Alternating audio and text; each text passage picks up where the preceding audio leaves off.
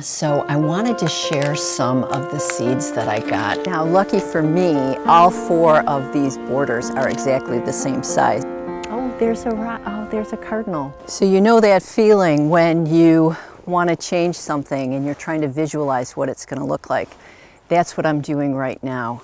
Hi, I'm Sue from Garden Moxie. Welcome to my garden. It is a balmy 10 degrees Fahrenheit out here right now. That's minus 12 Celsius.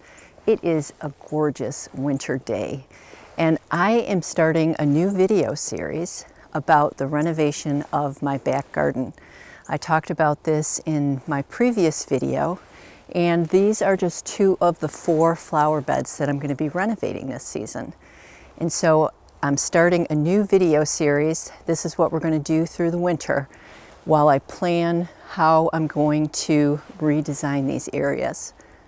So today I'm going to share some easy tricks to visualize what a garden can look like even before you have it planted, for anybody that has trouble visualizing the final product. Stick around because later in the video I'm going to share one of the little tricks that I use to do that. I'm planning on growing a lot of the material for this new garden from seed. I'll be growing those seeds in the winter time so that they're ready for planting come the spring. Today, the first order of business is I want to just double check my measurements because I'm going to create a 2-scale grid that's going to help me with the placement of these plants. Now, lucky for me, all 4 of these borders are exactly the same size. I know that because that's how I laid them out when they were originally created. All I'm going to be doing is taking this tape measure, and I'll be measuring the length of this border and the width, and I will be recording that down on a piece of paper, and then I'll use that and a graph paper when we get inside, and that's what I'll use to have a 2-scale area, a grid of this garden border. And again, this is not, this perfection is not required here. We're just trying to get, you know, an overall idea of the width of these borders and the length inside of the boxwood. So it looks like I've got 9 feet across on the inside of the boxwood. So we've got 9 feet wide on the inside and 16 feet long. So that is the area that we're going to be working with. All right, so I just want to record this so I don't forget it. Not that it's that hard to forget, but so I've got this rectangular shape, and I know that this is 9 feet, and this length here is 16 feet. So now I'm going to use this and move it to a piece of graph paper, and I'll create a map that will be 2-scale so we know about the placement of the plants. It's kind of fun when you're out here when it's snowing, and the reason is because you can really see, you know, you can see the bunny prints and what have you. There's always a rabbit in the wintertime that basically hides out in the center section of the garden, and you can see all of his little tracks here and there as he's puttering around the garden in the wintertime, which is always kind of fun. So even though it's cold today, one of the things I do want to do, I do try to keep things looking as pretty as I can, even if it is the winter time. So today I want to just add some arborvitae embellishments to a few of I have these grapevine wreaths that I keep on the gates here. And so I just wanted to kind of decorate those for the season with some evergreens. And then I'll also get some of the dried limelight hydrangeas to kind of decorate those wreaths.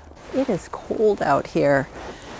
Too cold to be having my hands exposed, but this will only take a few minutes here. So all I'm going to do is just wrap the wire around here and give myself some extra slack so I can attach it to the wreath, because this wreath form is a little bit fragile because it's just old. I mean, I still think it looks great, but the grapevines are getting a little bit brittle, so I think this will work out better Yeah, so I'm just going to add another bit of hydrangea here to the mix. There. I think that looks pretty.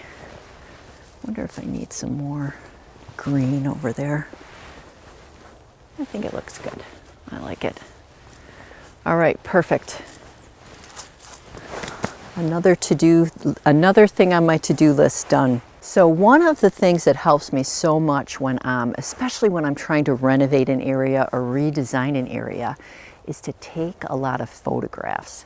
So before I leave today, I'm going to make sure that I take photographs, close-ups of each of these borders, and I want to do it even here during the wintertime, and I want to take them during the whole growing season so that I can see like how things are changing during the growing season, like where the gaps are, what plants work, what plants don't. So I really want to get more disciplined in that this season. I kind of fell off last season. I have a lot of video footage, but I don't have a lot of still photographs, and the still photographs are super helpful, I think.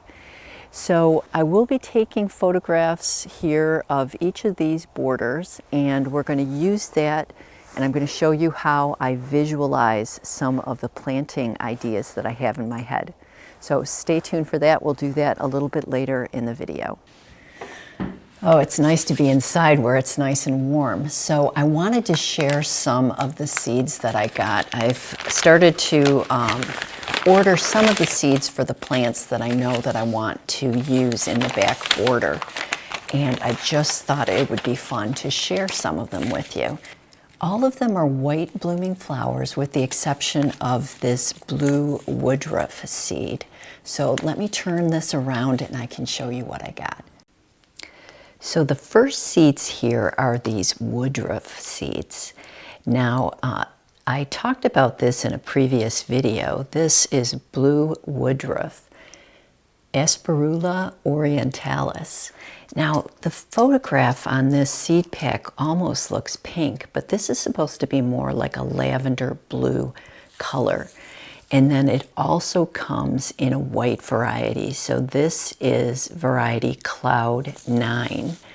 So these seeds are full sun to partial shade. So I think that I'll be able to grow these in the back garden. And they get approximately 12 inches high. So they'll be nice and short for the garden.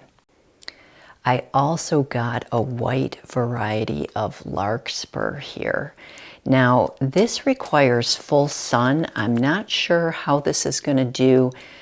I might not be able to grow this in all 4 of the borders. I might be able to just grow it in one of the first ones. But this will get 3 to 4 feet tall. So it's a taller, thinner variety of plant. And this blooms from the spring into the early summer. I also got this variety white bouquet of this ageratum. And this grows 1.5 to 2 feet tall. And it is full sun to partial shade. So I think that this is going to work well in the back border. In my newsletter, I shared that I was going to try these white California poppies.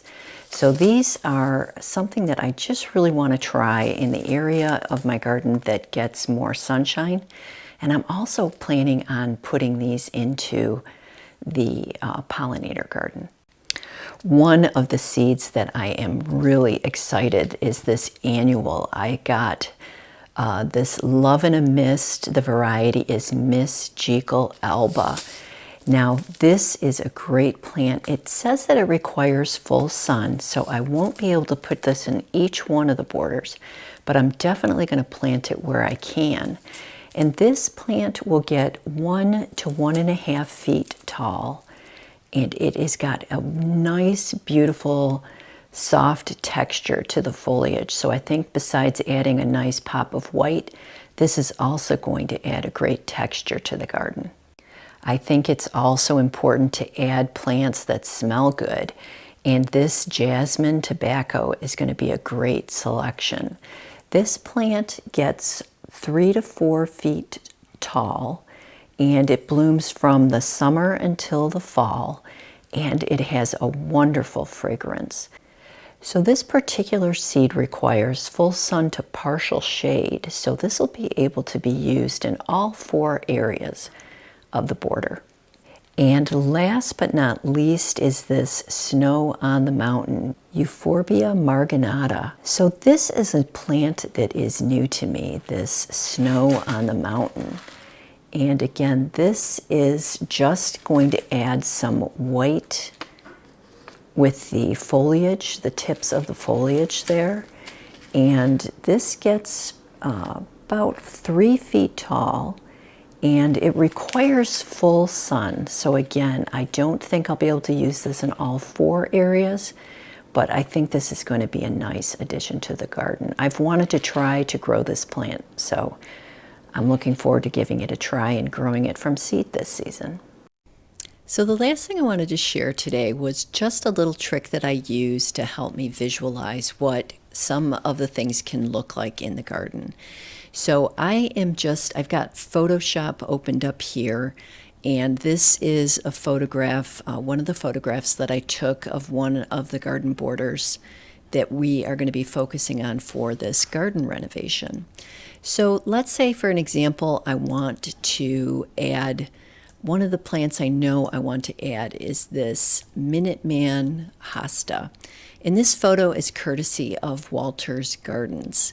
So what I do first is I just outline this hosta, and I'll take a little copy of this just to get a picture of the foliage. And again, the idea here is not to make this super professional looking. This is just a tool to help kind of visualize. So I want to just reduce this down. And again, you can do this by cutting and pasting from paper catalogs, and you can use your photographs, like just a regular hard copy photograph that you put on your printer. So let's say I just want to add 2 of these hostas and put them kind of in the corner, or maybe I even want to add 3, kind of have them in the corner there. And I know another plant that I want to include in this border are these Russell lupins. So let's say I just want to kind of see what they're going to look like if I planted them and place them over here in a drift. And another plant that I know for sure I want to put, I'm going to be moving some of the Annabelle hydrangeas around. This was an idea that my friend Irina had. And so I took a picture of one of the Annabelles, and I can just place it here to get an idea of what that might look like to help me visualize kind of some of the placements of the plants that I want to use. So this I find to be just a super helpful tool, and it's really easy to use, and you can move things around. It's a great way to be able to use your garden catalogs that you're getting in the mail, and I just thought that this would be a helpful little tip in case you have trouble visualizing what your gardens might look like. So thanks so much for being here. That's it for this video, friends, and I'll see you in the next one.